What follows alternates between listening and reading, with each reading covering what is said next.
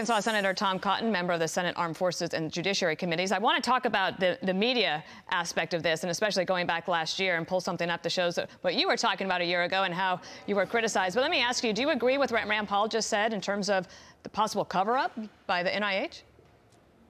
Yeah, Dana, I hope Tony Fauci gives some straight answers today for once. Look, it's a matter of public record that the NIH spent hundreds of thousands of dollars in these Wuhan labs, and the Wuhan labs were doing gain-of-function research to make coronaviruses more contagious and more dangerous. So they need to come clean with the American people. They need to stop playing word games. They need to explain why they funded that research, apparently in violation of at least the spirit, if not the letter, of an Obama White House directive. Dr. Fauci has said in the past that the gain-of-function was not something that was authorized to do in that lab. Does that matter? Well, if that's the case, they need to answer why their oversight of their grants is so sloppy. I mean, again, they gave hundreds of thousands of dollars indirectly to these Wuhan labs. The infamous Bat Lady, the Chinese scientist who investigated these bat coronaviruses, openly thanked Dr. Fauci's agency in her research. If they didn't know what their money, or what our money, our taxpayer money, was funding, then they need to answer why they have such lax oversight on their grant processes.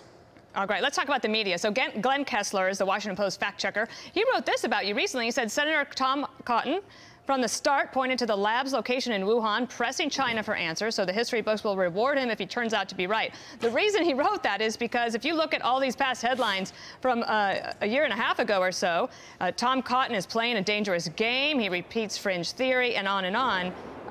And now that they have a little bit more information, and now that President Trump isn't in office and maybe with a little bit more clear eyes, this is now a real possibility, and so it's about time, right?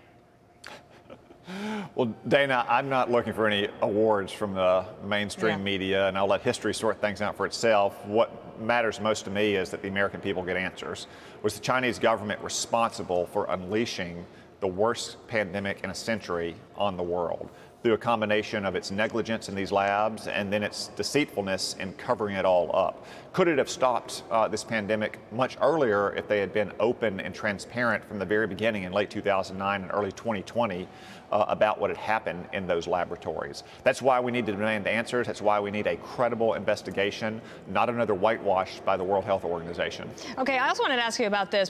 John Cena is, of course, a actor, a former wrestler. He apologized to China in Mandarin for suggesting that Taiwan was a country. Watch.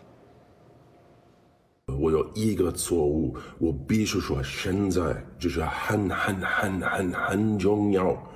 我爱更尊重中国，更中国人。我很抱歉对我的错误，对不起，我很抱歉。 So he's very, very sorry, and he sincerely apologizes. What do you think of this? It's very disappointing. It's just one more example of how the China lobby in American society continues to try to lobby for China's interests against America's interests. You know, Hollywood is deep in China's pocket. When was the last time you saw a Chinese bad guy in a movie? Unlike, say, the Soviets. That's because Hollywood wants access to the Chinese market and to Chinese money. But it's almost everywhere in society, Dana. You know, university presidents come and lobby us all the time because they want more full-freight tuition-paying Chinese nationals to come to their country. So many companies, like hotel companies or airline companies, refuse to list Taiwan in their drop-down menu because of Chinese pressure. Just one more disappointing example of how the China lobby bends American policy in China's favor. Tom Cotton, have a great week. Thank you. Thank y'all. It seems as if they're chipping away at this, trying to get an answer here. Gain of function. $500,000, $600,000 over 5 years, right? Mm-hmm. What he points out clearly is what were they doing with the money, and what sort of oversight did the U.S. government have as a result of that? I think that's the nut of it right now, and I would assume that question comes up.